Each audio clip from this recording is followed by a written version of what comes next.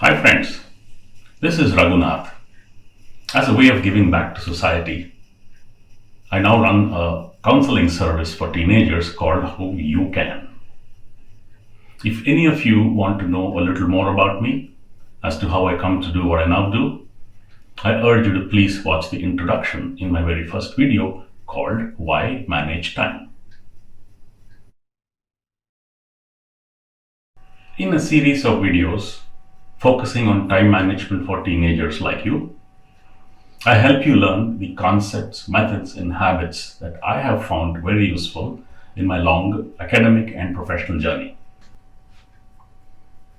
You have in the previous videos learned a lot of positive tools, positive thoughts that can help you overcome the negative roadblocks that your mind has created, including the self-language, the mantras that you can speak to yourself to keep yourself motivated.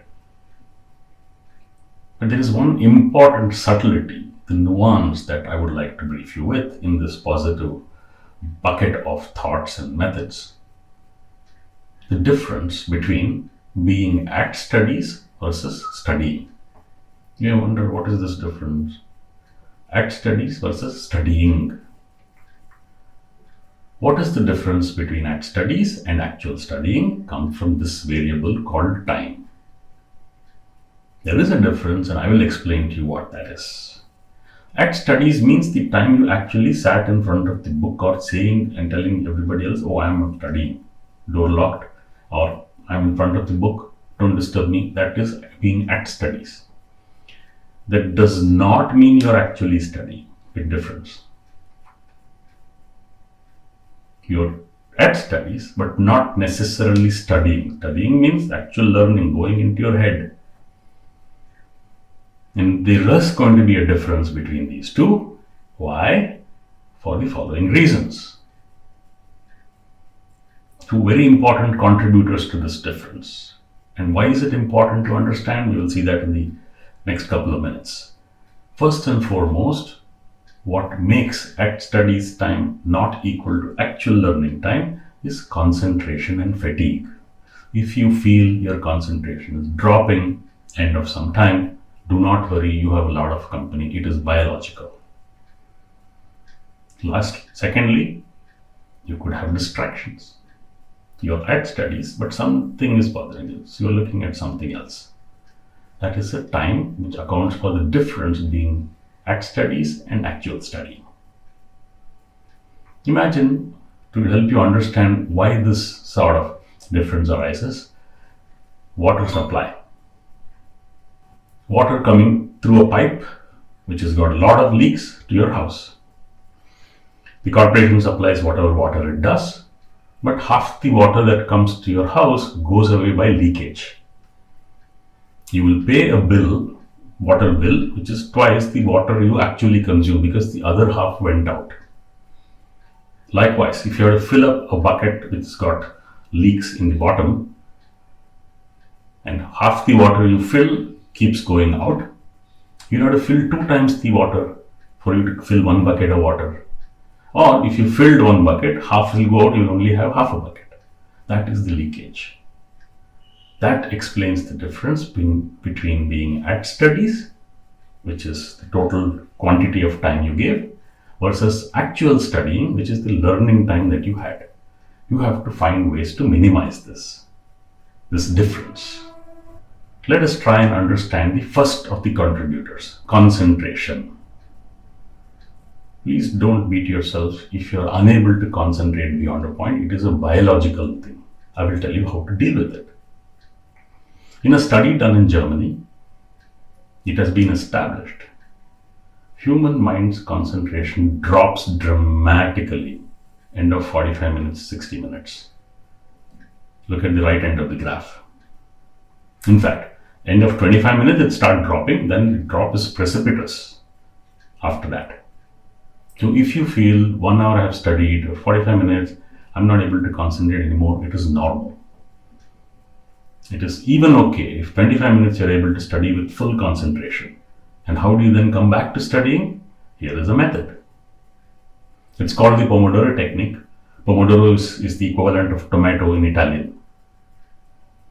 This technique says, using this science, or knowledge, study for 25 minutes, full concentration, not a single minute wasted. End of that, mind will say less concentration, take a 5-minute break. Study 25 minutes, 5-minute break. Study 25 minutes, 5 minutes break. That is a lot better than sitting at one time, forcing yourself to sit 1 hour in front of the book at studies. Actually, only half of it will go in after the 25th minute because your concentration drops after that. Then comes distractions. All of you are prey to this. How do you avoid them?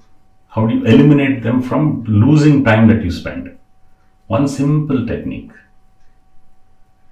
If you have a mobile phone, which is the source of your distractions, do two things in that. When you sit for studying, in that 25 minute I talked in the previous slide, put the cell phone in airplane mode. Not silent, not vibrate. Airplane mode. No sound should come and something pops in. And put the Wi-Fi off. Because if cell phone is in airplane mode and Wi-Fi is on, things will still keep coming.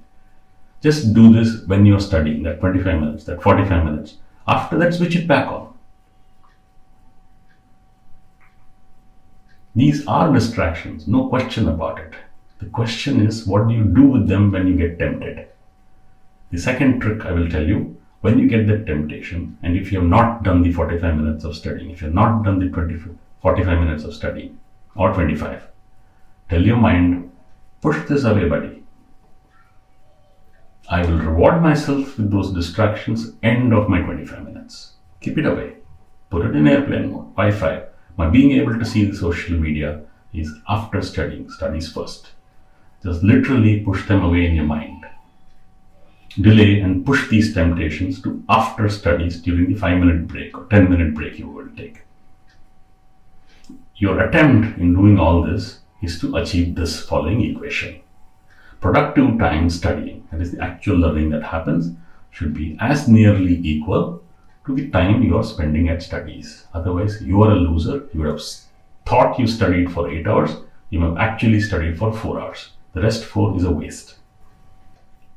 This is a set of positive constructs, positive thoughts, positive tips and methods I have sort of helped you with to overcome the negative mindsets, the negative thoughts that you may be prey to.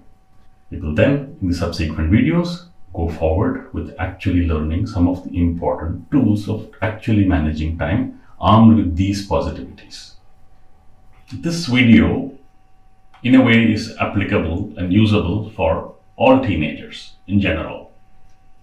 But I know each of you is different and unique. If any of you have any doubts, issues, or matters specific to you, I am more than happy to be available privately to you. All you have to do is WhatsApp me on my phone number 98-203-45323 or email me.